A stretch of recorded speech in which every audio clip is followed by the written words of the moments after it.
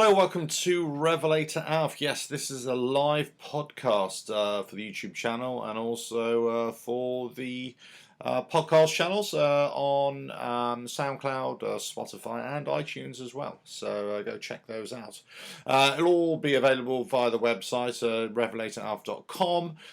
So go check that out and all the daily blog posts. Really good. So, on today's podcast, which I haven't done in a while actually, I'm going to be discussing the Harley Davidson motorcycle experience, not necessarily individual Harleys, but the experience. Now, let's face it, if you take a global opinion of Harley Davidsons, you're either going to have, well, you're going to have a divided camp, aren't you? You're going to either have those who love the machine, love the brand, love everything about it, and those who think it's absolutely shocking.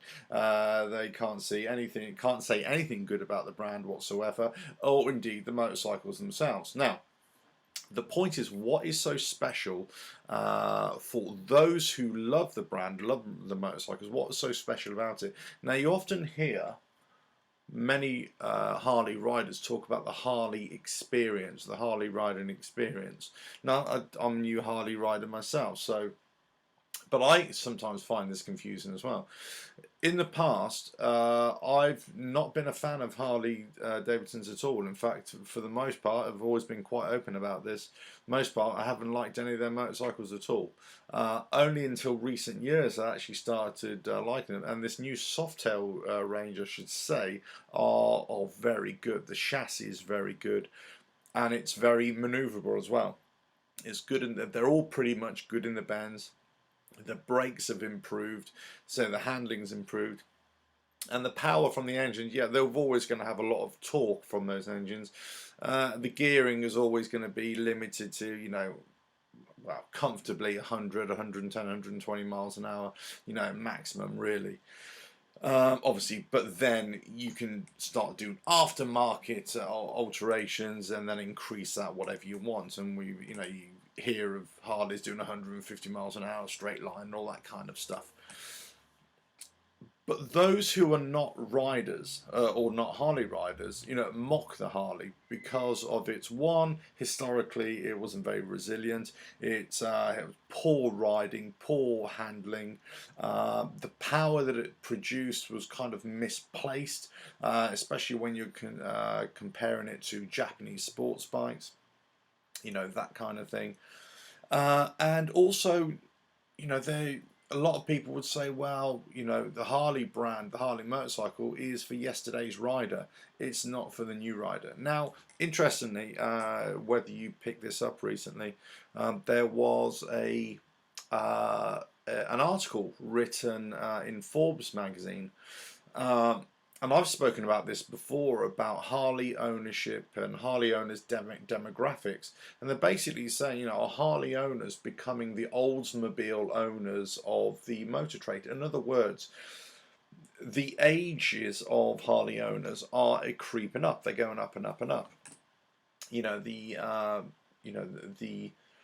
The new kids on the block, as it were, those fabled millennials, they're looking for other things. And actually, in Harley's own backyard in the United States, actually, we've seen huge changes, huge shifts in preferences from younger riders, and they're going for other types of brands, either Japanese.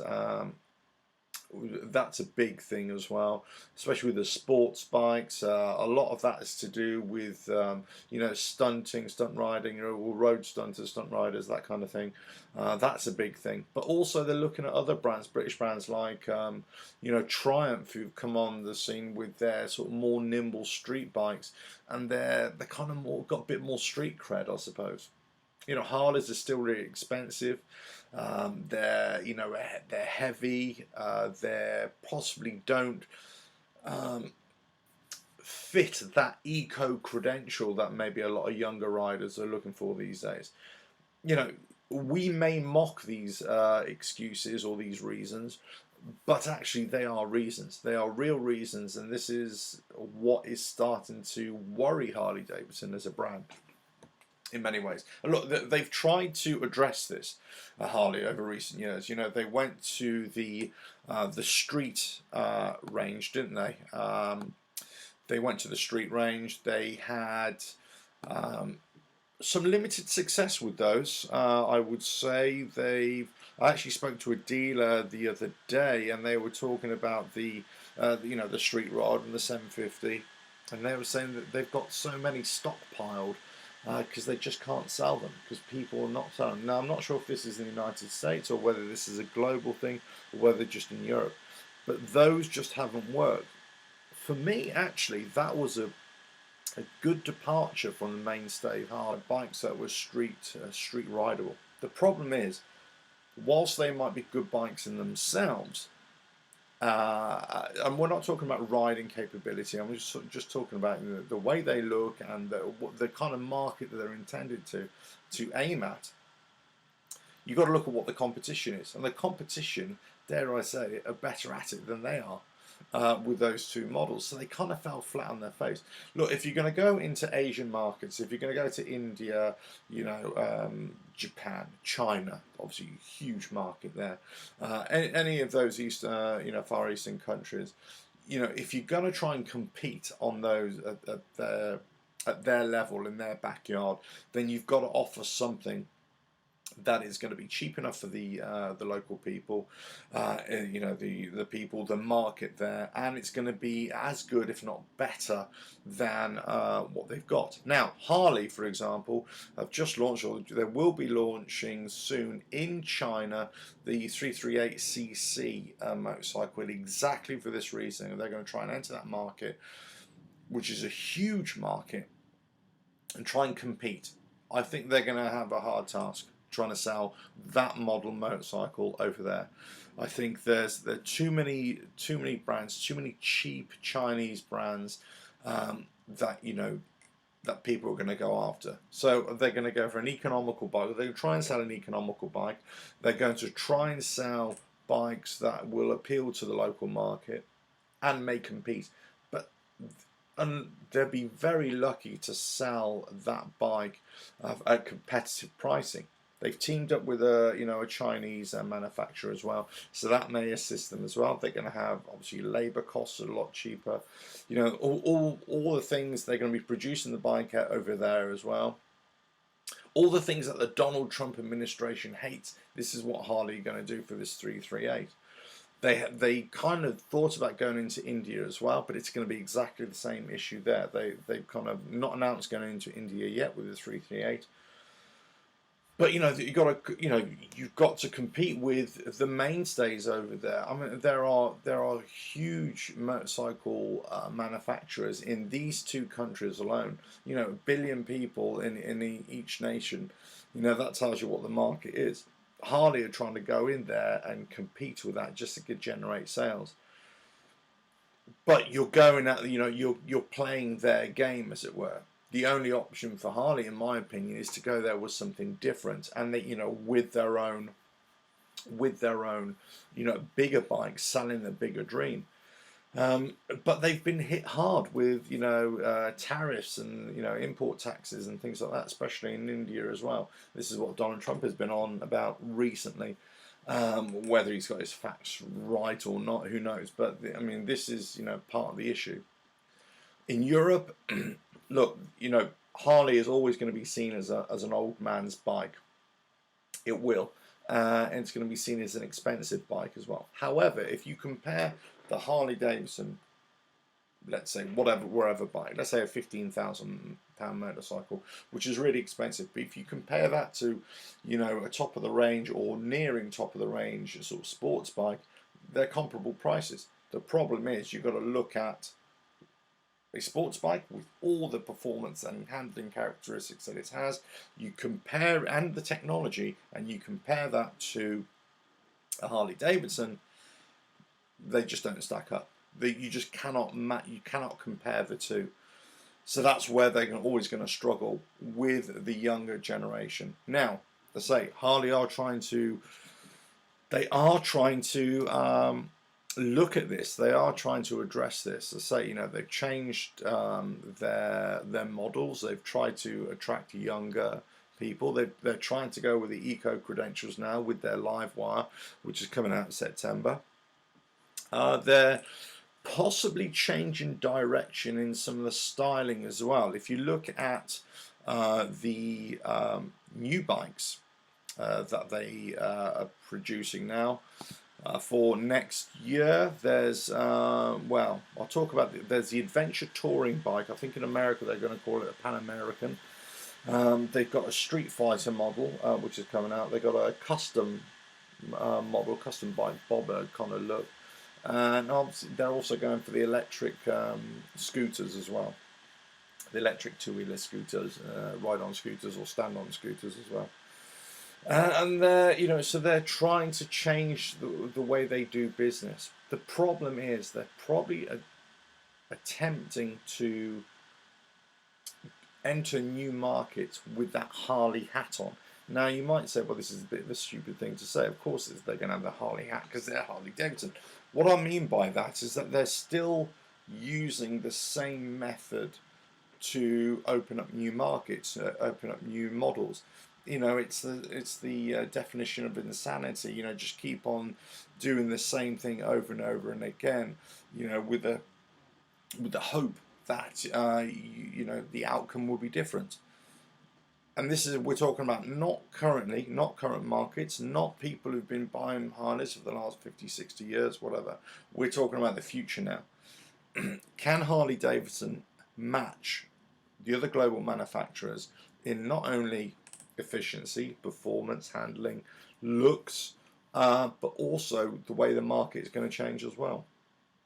They've got this new adventure touring motorcycle coming out in 2020. Not sure on a date yet, but you know, by the pictures, you know, it looks okay. It looks very similar to the Moto Guzzi V85 in my opinion. Slightly different, of course. The engine layout is going to be different, of course, but very similar. That might appeal to a few people, maybe some brand loyal people who want to go for that adventure ride. But you know, these big adventure bikes are too heavy.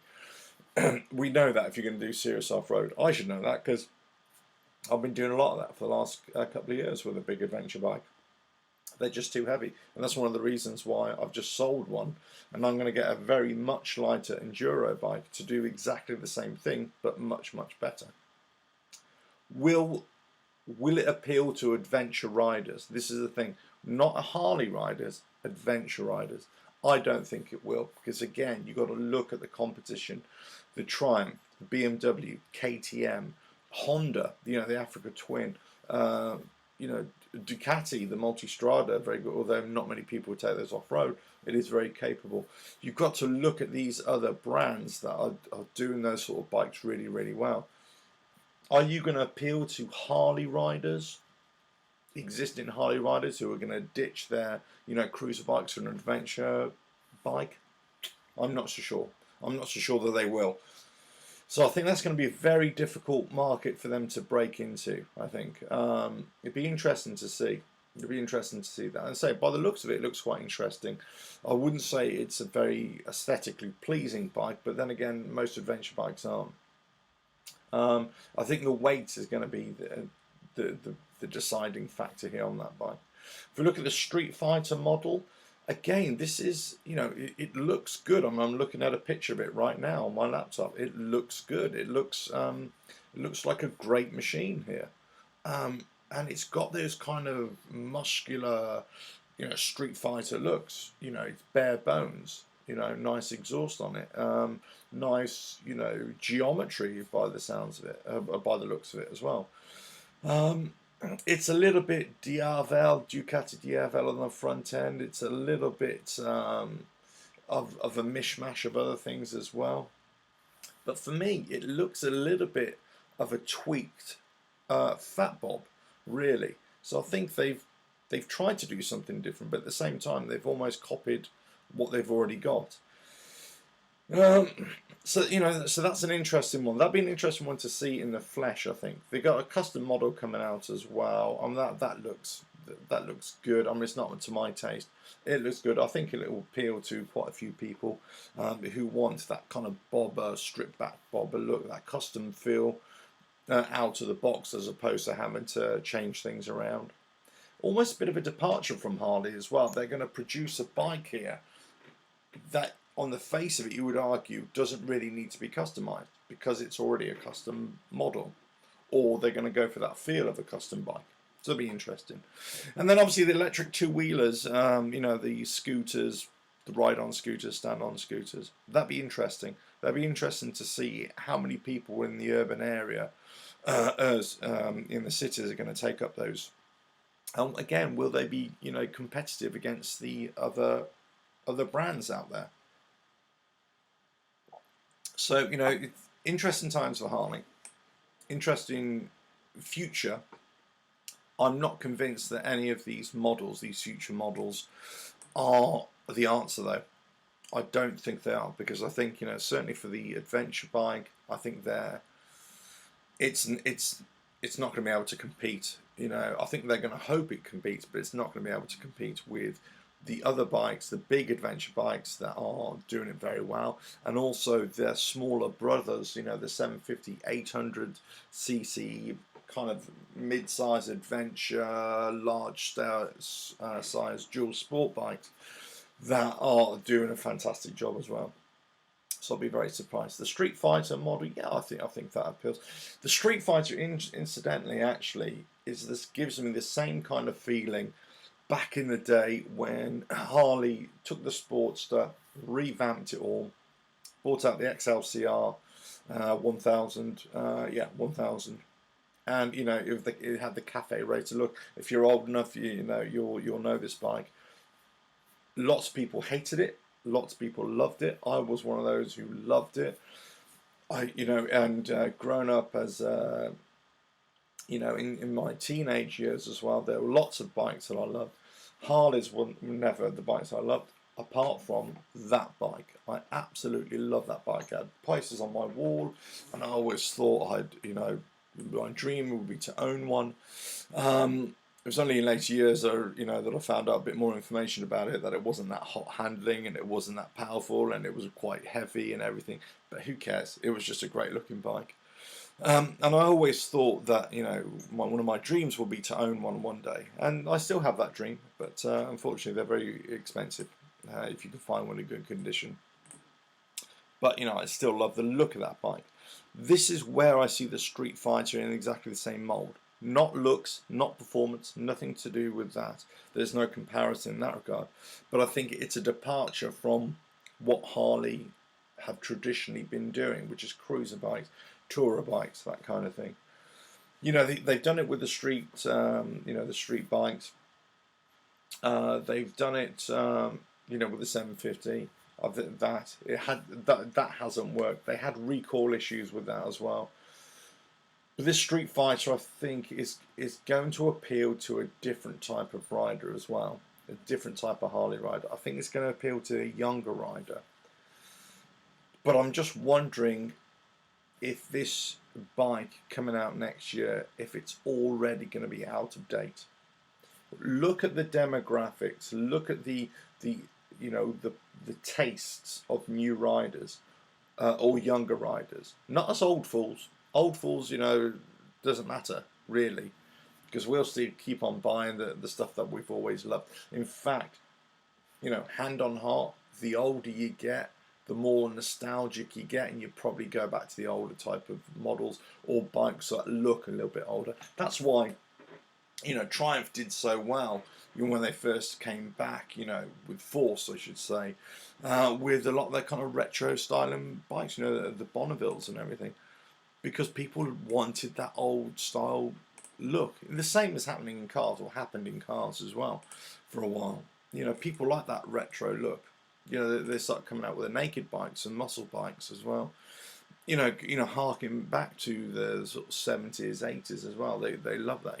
A lot of the manufacturers, Japanese manufacturers, are trying to bring back brands and colouring and styling from the 70s and 80s. You know, Yamaha have been doing it. Suzuki have just done it with the Suzuki Katana, which is not a scratch on the original, by the way, in my opinion anyway. Certainly in looks, yeah, performance-wise, because it's new technology. Well, I suppose I get back to the original question, which is the point of this podcast, which I've kind of gone off on a tangent. You say if you're looking at the Harley riding experience, what is it? What is this Harley riding experience? Because is it technology? Because I don't think we can say that. Hand on heart, you can't say that you ride a Harley for its technology. Although recently, so with the Softail range now, all the other ranges actually, they've improved a lot. They're resilient now. They're better braking. They'll stand up to the weather. The electrical is a lot better now.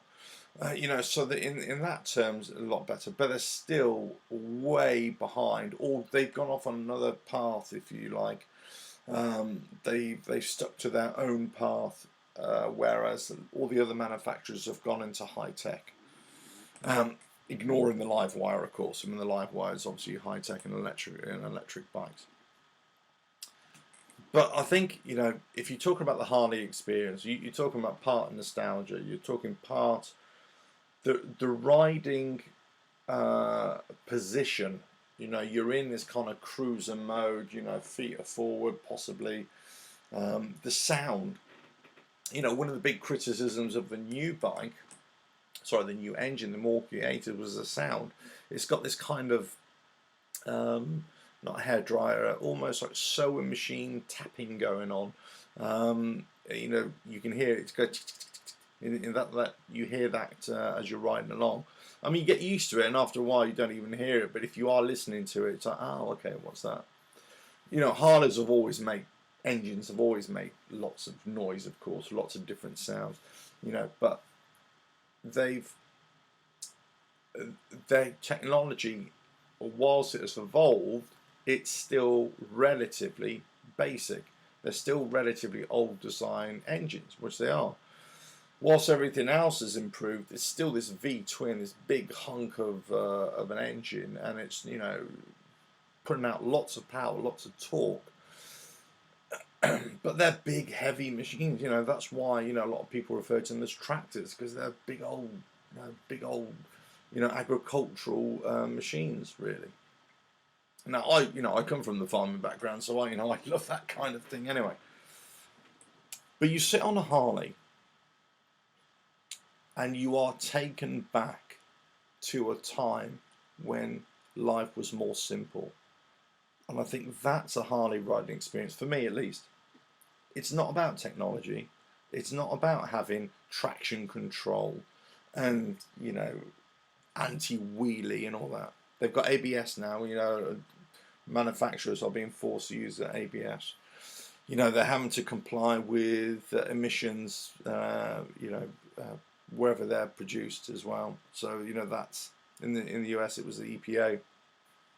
So they're having to conform to that.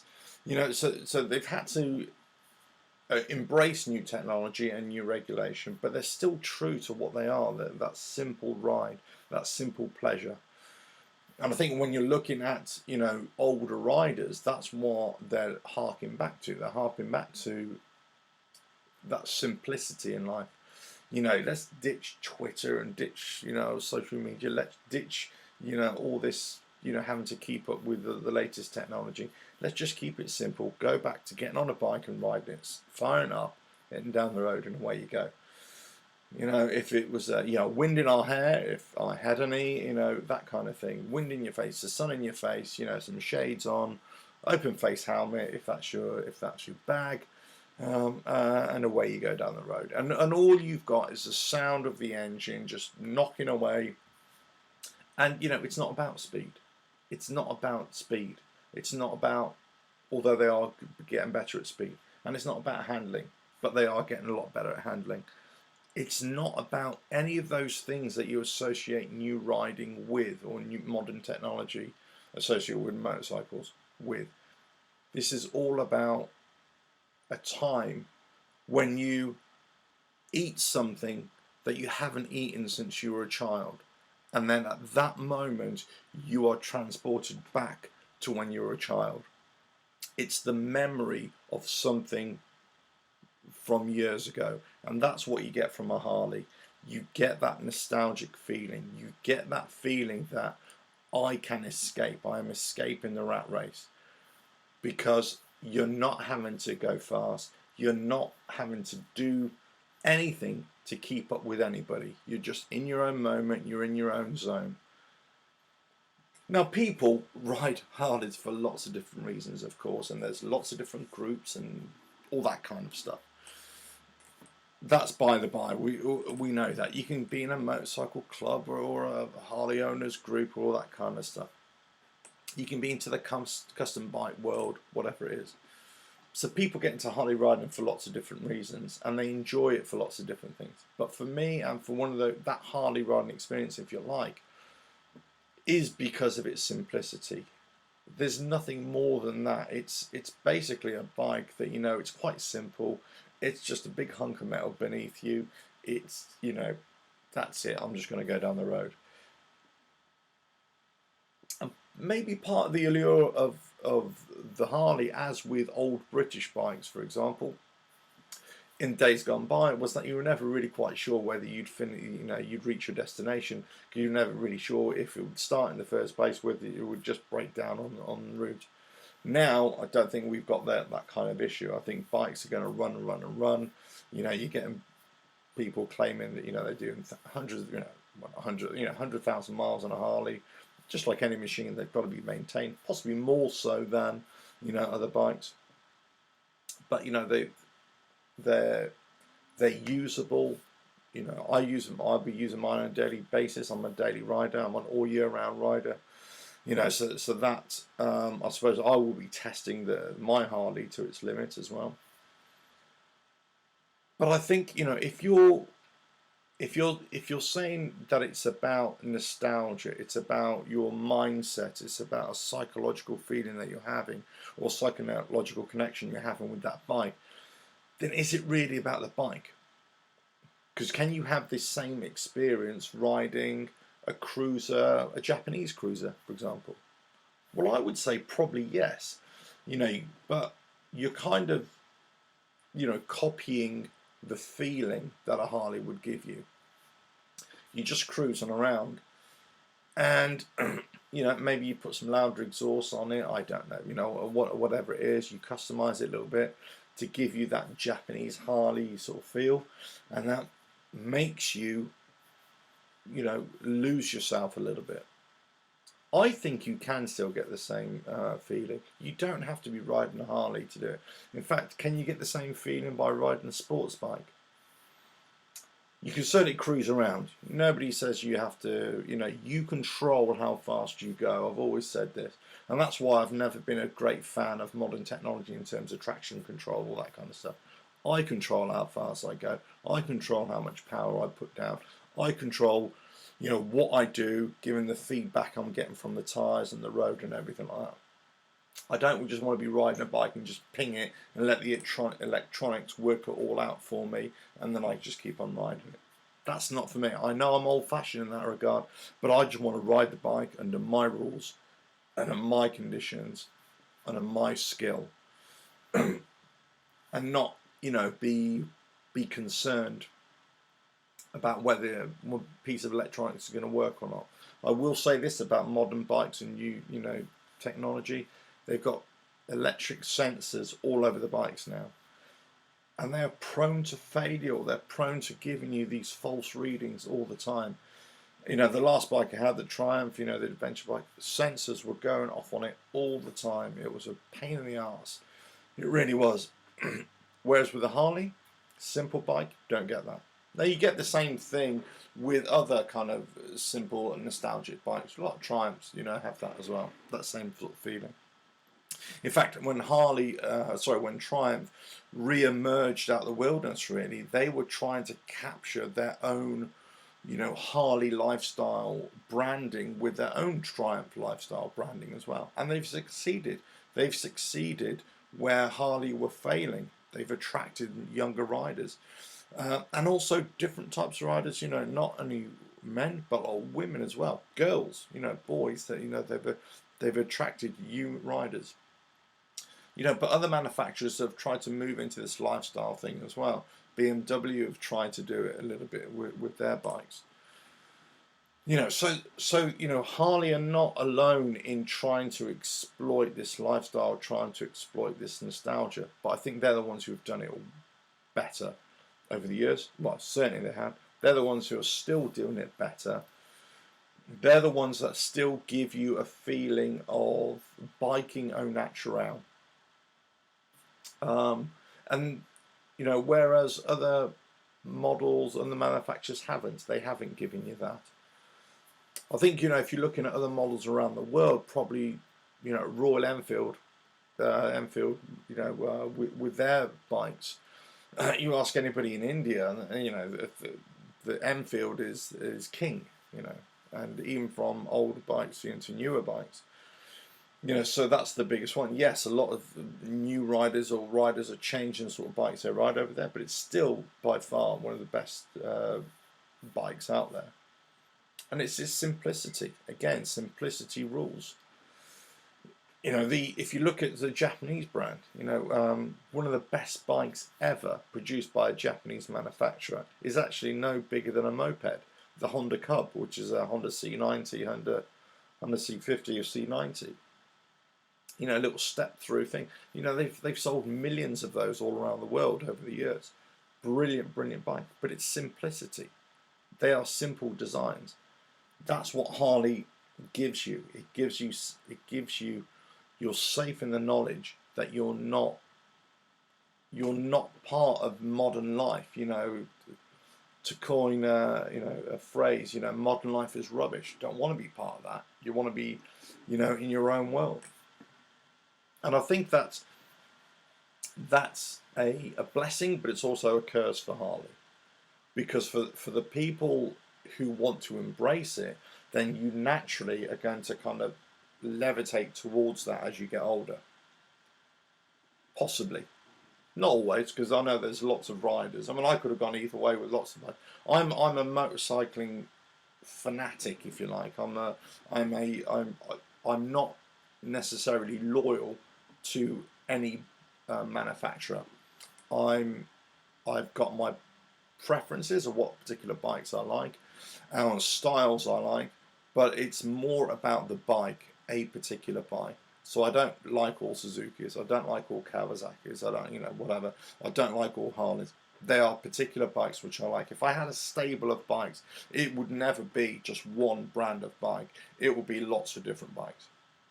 And I think possibly most people, you could say, would lean that way as well. Certainly within Europe as well, they'd have a stable of different types of bikes. But I don't think. I think this Harley riding experience, it comes back down to, it's not the machine, because it can't be. It's not about the performance, and it's not about the technology. It's not about being able to put that bike in a corner at 100 miles an hour. You're not going to get your knee down. You could try and get your knee down. You could hang off the bike as well, but your pegs are going to start grinding all over the place. So that bike needs to be adapted to ride the bends more. Possibly looking at the Street Fighter actually here, that's going to be more in tune with it. I think Harley missed a massive trick when was it? Eric Buell, he left, when did he leave Harley? Late 70s, early 80s? I can't remember. Put it in the comments, or send me a message, let me know exactly when it was. I can't remember off the top of my head. But obviously he formed Buell Motorcycles, and I think for the early bikes, in fact most of their bikes, they're using Sportster engines, I think. Is that right? Yeah. But look, Buell wanted to take the Harley notion, if you like, into a different, down a different path, a more sportier path. Harley wanted nothing to do with it. I know I'm paraphrasing. I know there's a lot more behind this than I'm saying. But essentially, Harley wanted to keep their way and Buell wanted to go somewhere else. And do you know what? He was successful. Yes, Buell bikes divided opinion. Yes, a lot of people within the sports bike world kind of looked at them going, what? No, that's got a Harley engine. No, they're still heavy. No, they're ungainly. No, they haven't got a lot of modern technology. However, Buell got a loyal following all over, all over the world. Still see them around today. You get Buell owners groups, and they're still good bikes. They're still great bikes. I've ridden a few myself. I've got to say they were good fun. And I think if that is where Harley missed a trick. I think when Buell left and started going out on his own and started producing these sports type bikes or sportier bikes, I think Harley should have looked at that and said, actually, hold on a minute. We should not just be this kind of cruiser, shine, chrome, manufacturer. We should have another division. We should have had Buell in our camp. We should have had Harley Davidson motorcycles. You've got your cruisers, your tourers, and your sports bikes. Not your sportsters, your sports bikes. And I think that would have taken Harley in a completely different direction. Because if they'd hit that note, if they'd hit that, they didn't have to compete with the Suzukis and the Kawasaki's of this world. What they had to do is produce sportier bikes, sportier looking bikes that would have been welcomed by the American market primarily, and would have also filtered around the world as well. Because not everybody wants that Japanese bike, that 4-cylinder, bike that's really fast, whatever. Speed isn't everything. If you're a younger kid, yeah, you probably think it is. But actually, it isn't. Speed isn't everything. The bike isn't what makes, the ride. It's the connection between the rider, the bike, and the environment. The environment has a huge part to play. If you've got a big, custom bike, for example, big raked out forks, and which were all the rage, a few years ago. You try riding one of those on the street, in a city. It'd just be ridiculous. They all look good and fine and dandy. You got a bike that looks like a Christmas tree. However, it's not going to be usable. A work of art, engineering, yeah, absolutely. If you want to take it out for a Sunday ride on a empty road, absolutely no problem. But I think making usable bikes, street bikes, urban city bikes is different to making sort of custom or straight road bikes. And it's the same with the cruiser bikes, if you like, and the sports bike. They could have made something better, different. In recent years, they've addressed geometry, they've addressed rake and trail as well on some of the bikes. And that's making the Street Bob, for example. The Street Bob is, if you like, the sportier version of the bike that handles really well. The Sportster handles really well. That geometry of both those bikes, whilst they're different slightly, the rake and trail is slightly lends itself mid-mounted, foot pegs and controls. For the Street Bob, that lends itself to a more sportier ride. So then if you take that bike or that platform, and then you say, well, we're going to tweak the frame and we're going to make it a lightweight frame, not a steel frame, but maybe an aluminium frame. We're going to look at different types of frame, maybe even a different type of engine, develop that, maybe address the seating position, make it a little bit higher seating so you actually nose down, maybe put some, instead of straight bars, flat track bars, put some clip-ons, that kind of thing, make it to more cafe racer style. That would have opened up a huge market. So people look at Harley brand and they scoff. They scoff, they say, oh, fast Harleys, racing Harleys. Oh, no, that's not. Because they don't know the history. They don't know the history of where Harley, came from.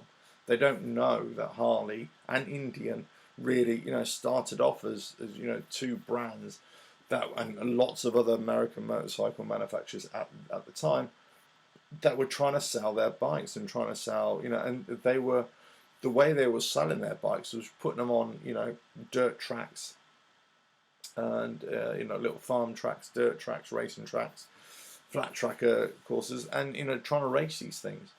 And as years went by, racing became a really big part of the Harley pedigree. And if you look at the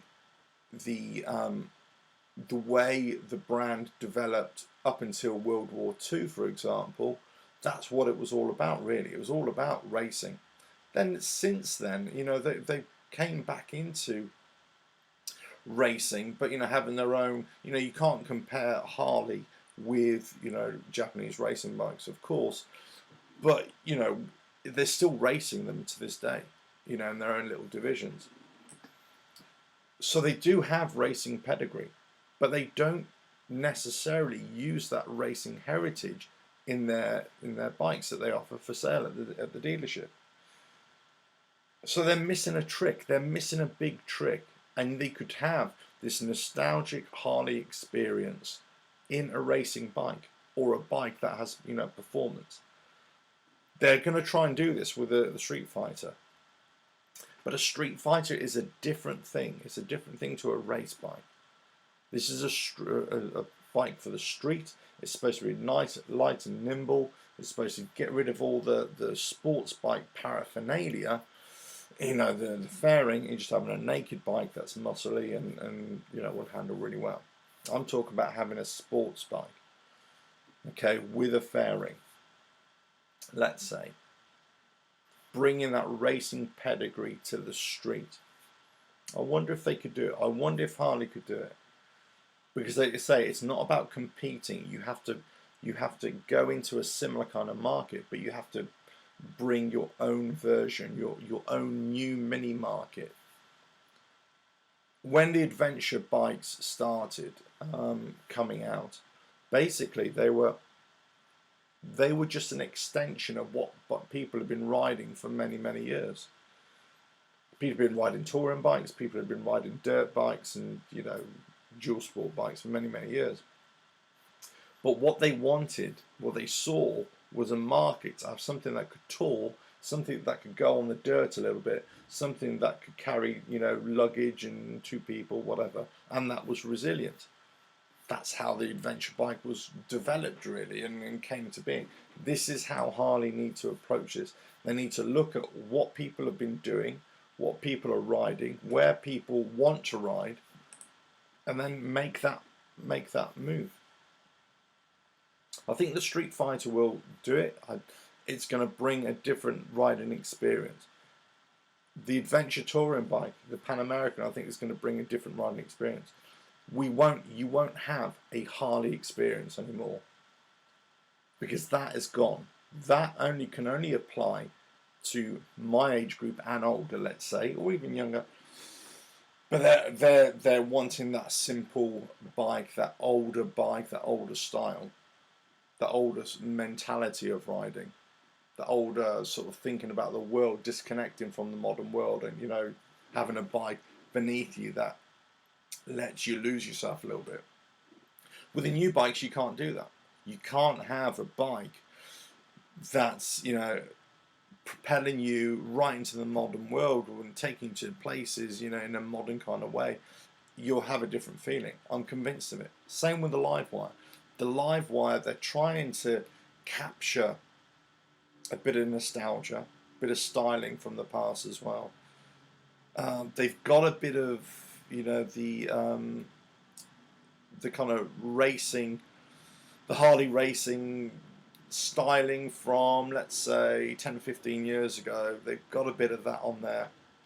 I know it's an electric bike, whatever, but you're being put into a totally different riding experience. No sound, it's going to be smooth. Electric bike, not being able to go very far, all this kind of stuff. So people are going to be sitting on this Livewire and thinking, yeah, it's a great bike, but it's not like my Fat Bob, or it's not like my CVO, whatever. It's going to be a totally different thing. So the Harley experience is a myth. Well, it will be a myth. You know, it will probably be something that people still talk about, and it will be something that you and I will say, yeah, look at anybody who's ever owned a Harley Davidson, they would have had different riding experiences with each one, because it does. Each bike gives you a different riding experience. Can you simulate that same experience with other bikes? Yes, you can. They don't all have to be American brands. They don't all have to be Harley Davidsons, of course. But they've got to have a similar kind of geometry. They've got to have a similar kind of simplicity, a similar kind of riding position that lets you just lose yourself. You know, you can close. Well, you shouldn't be closing your eyes when you're riding, of course, but you're almost, you know, mentally closing your eyes and disconnecting yourself, just letting the wind wash over you, the purr of the engine, and away you go. Harley have been successful for, you know, 50, 60, 70 years at selling this brand, selling this lifestyle.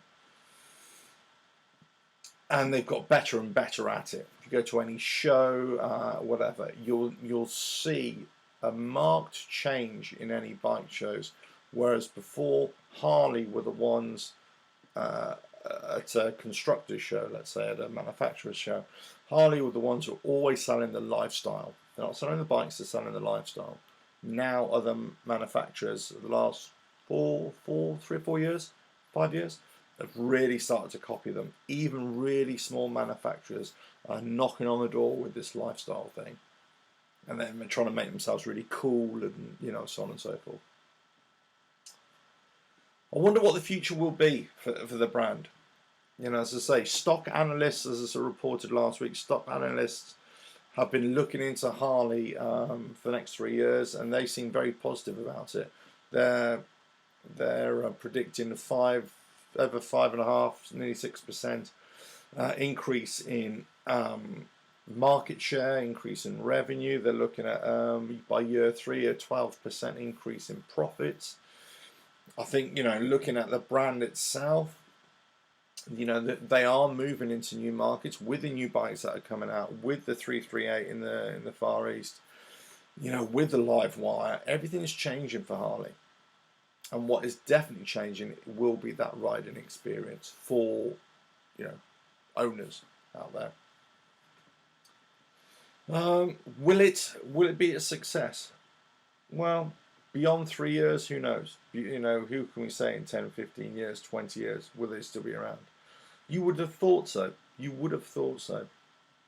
But the key question for Harley Davidson, and anybody really, is it's not whether they can service the current customers.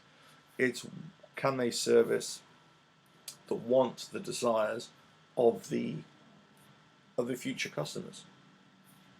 You know, our children or our grandchildren, will they still like Harley Davidson when they're, you know, are at the riding age?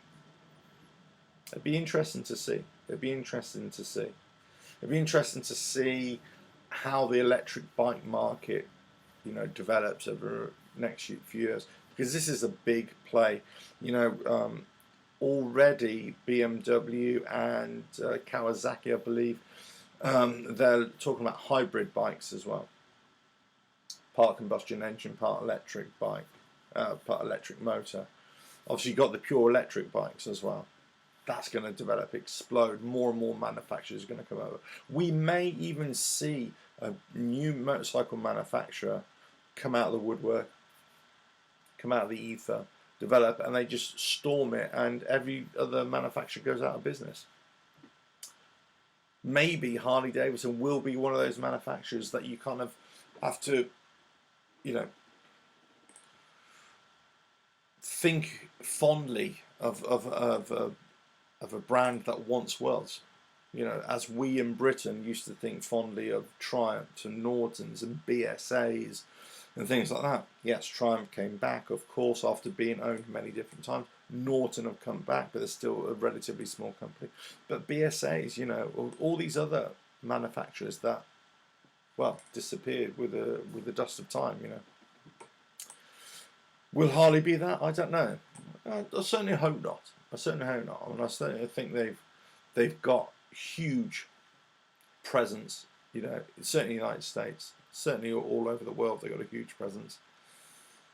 But I think they've got to really not only feed this existing ownership, this existing older ownership who's looking for nostalgia and looking for that disconnect from, you know, whatever, the modern life, but they've got to be looking at the new market, the new generation, the ones that want, you know, eco-friendly riding, they want sportier riding, they want faster riding, better handling, more lightweight, because that's going to be key. And they've got to start using different materials that maybe that they've never used before, in terms of frames and everything like that.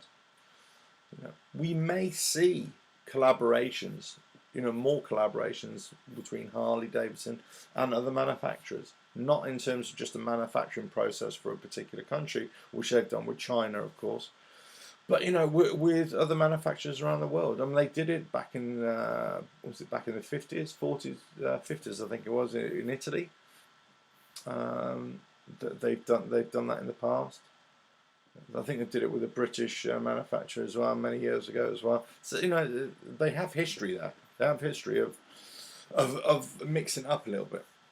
But anyway, so, you know, this has been a podcast really about the Harley riding experience. Talk about all things Harley and what you think about it. So, look, I'll be interested to hear what your thoughts are on this. Actually, what your thoughts are, and whether there is a future for Harley Davidson, you know, or what, you know, and also, do you think the riding experience will change for the next few years? Will your riding experience change regardless of what bike you're riding? Can you still get the same experience on another bike? I think you can. I don't think you know, this Harley riding experience is limited to Harley, because I don't think it's a Harley riding experience. I think it's a riding experience based upon your psychological view of the world or what you want to do. That bike just lends itself to that kind of mindset, but I think other bikes can do it as well.